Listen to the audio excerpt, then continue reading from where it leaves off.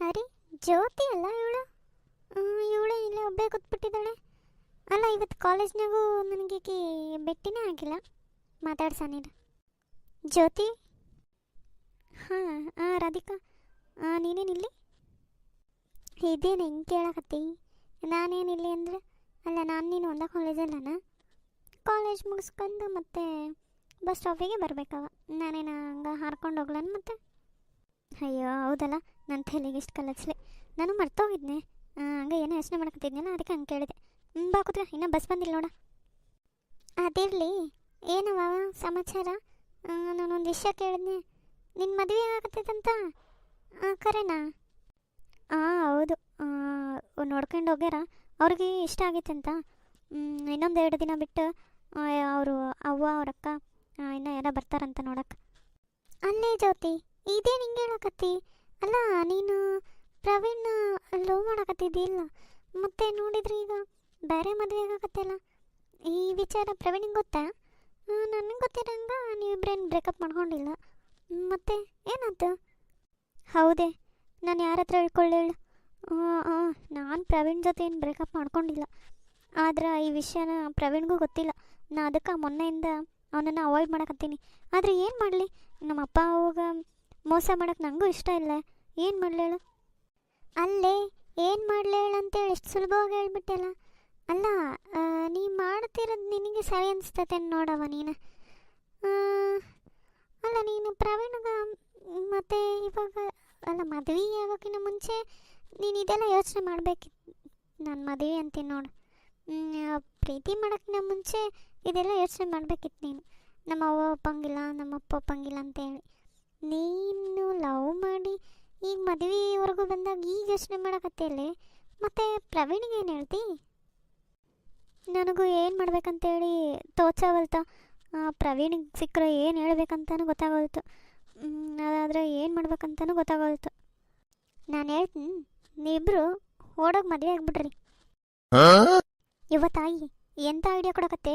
ಓಡೋಗಿ ಮದುವೆ ಆಗದ? ಸತ್ರೂ ನನ್ನ ಕೆಲಸ ಮಾಡೋಂಗಿಲ್ಲವ. ಅಲ್ಲ, ನಾನೇನಾದರೂ ಓಡೋಗಿ ಮದುವೆ ಆದ್ರೆ ನಮ್ಮಪ್ಪ ನಮ್ಮವ್ನ ಮರ್ಯಾದೆ ಏನಾಗ್ಬೇಕಾ? ಮೊದಲ ನಾವು ಹಳ್ಳಿಯವರು ಅಷ್ಟ. ಆಮೇಲೆ ಜನ ಉರಿದು ಮುಕ್ಕಿಬಿಡ್ತಾರೆ ಅಷ್ಟೇ. ನಮ್ಮಪ್ಪ ನನ್ನ ಮೇಲೆ ಭಾಳ ಜೀವಿಟ್ಟಾನ. ನಾನು ಅಂಥ ಕೆಲಸ ಎಲ್ಲ ಮಾಡೋಂಗಿಲ್ಲವ. ನೋಡ, ಮೊದಲ ನೀ ಪ್ರೀತಿ ಮಾಡಬಾರ್ದಿತ್ತು. ಈಗ ಮಾಡಿ ಈಗ ಅವನಿಗೆ ಮೋಸ ಮಾಡ್ತೆ.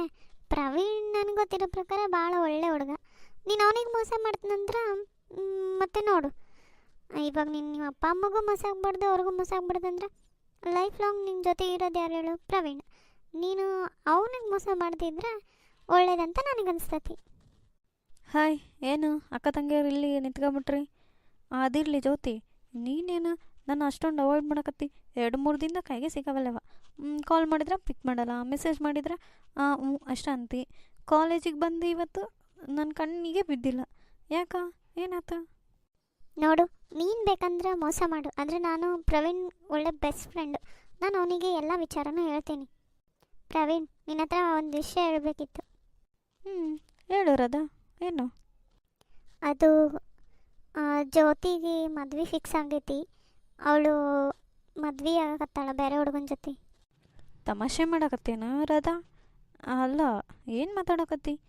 ನೋಡು ಜ್ಯೋತಿ, ನಿಮ್ಮ ತಂಗಿ ನೋಡಿ ಹೆಂಗೆ ತಮಾಷೆ ಮಾಡಕತ್ತಾಳ. ಕಾಮಿಡಿ ಭಾಳ ಚಲೋ ಐತಿ, ಆದರೆ ನಗಕ್ಕೆ ಇವಾಗ ನನಗೆ ಮೂಡಿಲ್ಲ. ನೋಡು, ಸತ್ಯ ಹೇಳಿದ್ರಿಗೂ ನಂಬವಲ್ಲ.